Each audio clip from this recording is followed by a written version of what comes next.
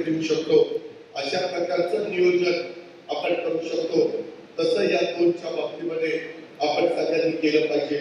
मित्रांनो, मागे देखील तुम्ही खासदार म्हणून ज्यांना निवडून दिलेलं होतं त्यांच्या सभांना मीच येत होतो, परंतु 5 वर्ष मध्ये ते मधीच मला म्हणायला लागले, डॉक्टर बोलले की दादा मला राजीनामा द्यायचा.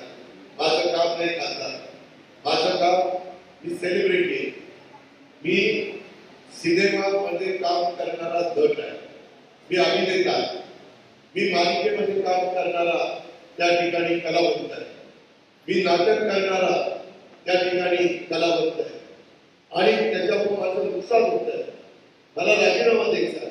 मित्रांनो, तुम्हाला मी स्पष्ट सांगतो, मी खरं बोलणारा आणि स्पष्ट सांगणारा कार्यकर्ता आहे. मी म्हणलं बाबा रे, लोकांनी 5 वर्षाकरता निवडून दिलंय, जरा कळ का, चला कळ का, 5 वर्ष उद्या नको बाबा उभा राहू, परत मी नाही म्हणणार तुला उभा राहा. परंतु काय आता त्याच्या झालंय, आता पुन्हा जोर बैठका सुरू झाल्यात आणि आखाड्यामध्ये आलेले.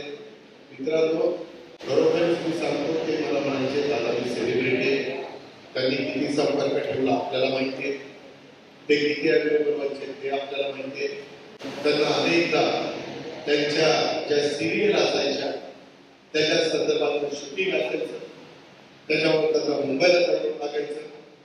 तुम्हाला आता हवेली आणि शिरूर लोकसभा मतदारसंघाला ठरवायचं आहे की तुम्हाला कार्य सम्राट खासदार पाहिजे का नट सम्राट खासदार पाहिजे, हे तुम्ही त्या ठिकाणी बघा.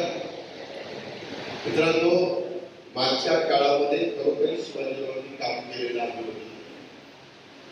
परंतु त्यावेळेस आमची विचारधारा त्यांची विचारधारा वेगळी होती आणि त्याच्यामुळे आम्ही त्यांच्या विरुद्ध आपली भूमिका घेतली.